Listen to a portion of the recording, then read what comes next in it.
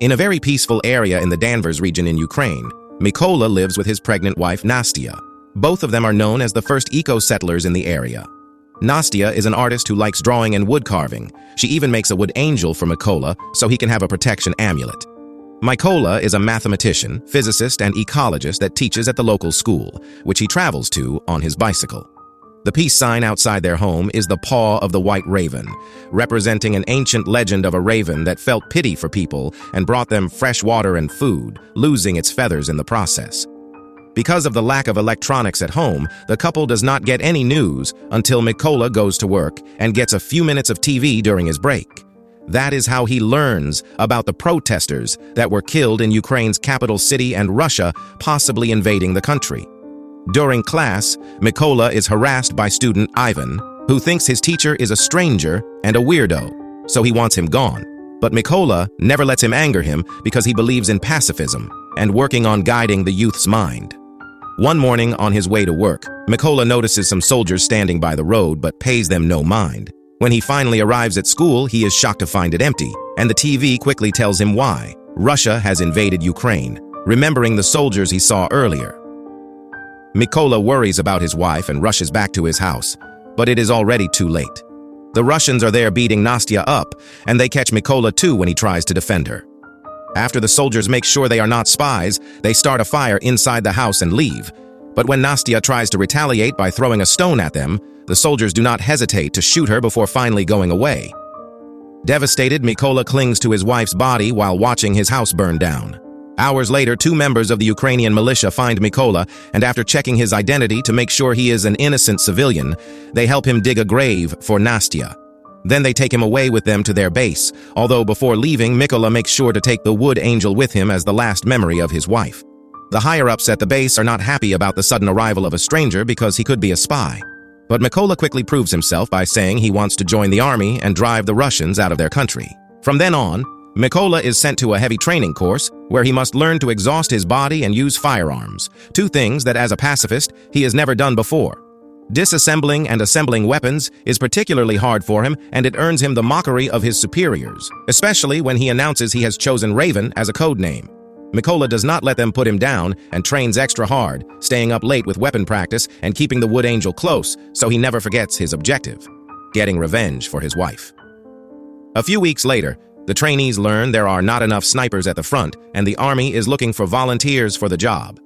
Not many people are interested, but Mykola immediately volunteers, only to be met with more mockery. Still not willing to give up, Mykola takes a challenge to prove himself. He disassembles and reassembles an AK-47 while blindfolded in under 20 seconds, finally earning everyone's respect. They also start calling him Raven, as he wanted. The theoretical part of sniper training comes easily to Mykola, thanks to his knowledge of mathematics and physics, being able to do calculations faster than the teachers themselves. He is also excellent at following the #1 rule, which is keeping absolutely still and quiet, even when an instructor shoots at the ground near him. Unfortunately, he does not do well when it comes to the actual shooting, because for some reason, they have given him a different weapon from everybody else, the kind of firearm that is not apt for war sniping. Whenever Mykola points this out, he is told to deal with it. Once again, Mykola refuses to give up and makes a plan to prove what he can do. The last sniper test is during the night, and the trainees must shoot as soon as a flare shot by the instructor gives them enough light around their subjects. However, Mykola does not shoot yet. He uses the light to calculate the distance, and once the exam is over, then he shoots under complete darkness and hits the target exactly in the center, something nobody else managed. This allows Mykola to graduate with the highest score and ends up being assigned to a first-class unit. For his first mission, Mykola and his fellow snipers must free an important checkpoint that has been captured by the Russians. The team successfully sneaks into the area without being detected, and each sniper gets assigned a target. But when they are about to shoot, they must pause the plan because a civilian car approaches the checkpoint. The Russian soldiers make the 2 civilians come out and hand in their passports, refusing to give them back when they ask the couple to leave. The man makes a scene as he demands to be given his things back, causing the Russian soldiers to respond with violence. Mykola's team notices this and immediately attacks, killing every soldier with quick, efficient shots, including the guy that tries to hold the civilian woman hostage. Once the mission is over, the team hangs the Ukrainian flag to retake control of the checkpoint. When they return to base, Mykola hears his fellow newbies have left on a different mission, so he uses this moment of downtime to visit the school he used to work at, finding himself deeply moved by the desolate sight of the dusty classrooms. The next day, when the other team comes back, Mykola is hit by the hardest of news. One of his friends has died at the hands of an enemy sniper. This adds to the list of reasons why Mykola wants to get revenge. For the next mission, Mykola's team hides a bunch of explosives on trees behind leaves before they hide in the grass while waiting for their enemy to show up.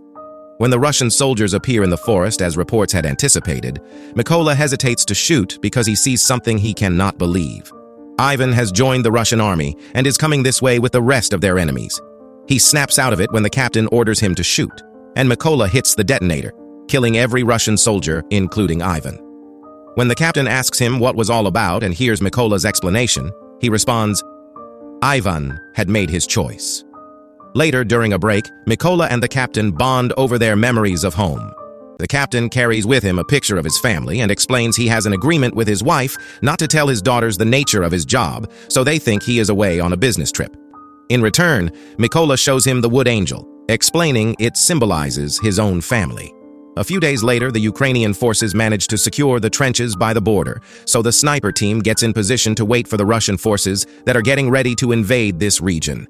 Keeping the angel with him at all times, Mykola gets ready to do his job, but he loses his usual calmness when he notices that among the arriving Russian soldiers, he can see the man that killed his wife. Desperate for revenge, Mykola keeps asking for permission to shoot, and the captain turns him down every time because the enemy is not in the right position yet. Eventually, Mykola gets tired of waiting and shoots anyway, hitting the soldier, but also giving away their location to a hidden enemy sniper that immediately retaliates and kills the captain. As the Russians open fire on them, Mykola has to drag the captain's body through the field while dodging every bullet and every bomb. Hours later, when Mykola finally makes it back to the base, his superior promises there will be an investigation to find out the sniper that killed the captain, and when they finally find him, they will call Mykola to take care of him. Meanwhile, Mykola is overwhelmed with guilt and decides to throw himself into solo missions to make up for his mistake. His sniper skills are still on point, and he manages to take down many Russian soldiers, but without anyone keeping him on his toes, he also gets too risky and ends up with a wounded arm caused by an enemy bullet. Mykola goes to a secret hideout to take time to recover and watch the news to get an update on the political status of the negotiations with Russia. But his break is interrupted by an important call. It turns out the army has found the location of the sniper that killed the captain, so Mykola needs to come back. Before the mission begins, the soldiers are told all the information that has been gathered so far. The sniper's bullets are wide-ranging. He has already killed 5 Ukrainian snipers and 3 machine gunners, and his name is Sari. To make matters worse, he records all his kills and posts the videos to demoralize them. He even had the nerve to post the recording of their captain's death. At least all these casualties have allowed them to pinpoint Sari's location, and since they cannot fill the place with mines because of a chlorine storage in the chemical plant where the enemy is hiding, they have come up with an alternate plan. Their snipers will take out the lower soldiers to clear the way in order for Mykola to sneak inside and get Sari face to face. When the mission begins, all the Ukrainian snipers get in position and wait for Mykola to get inside the building by crawling through the field. The first soldier he finds is the other man that had attacked his home and still remembers Mykola, saying he should have killed him the first time. After killing him with one quick and satisfying shot, Mykola gives his teammates the okay to attack, prompting all the Ukrainian snipers to fire at the same time and managing a sweep of the area without raising any alerts. There are only 2 Russian snipers left, including Sari. They do not notice there is something wrong until they stop receiving messages over the comms and go to check on their fellow soldiers, finding them all dead.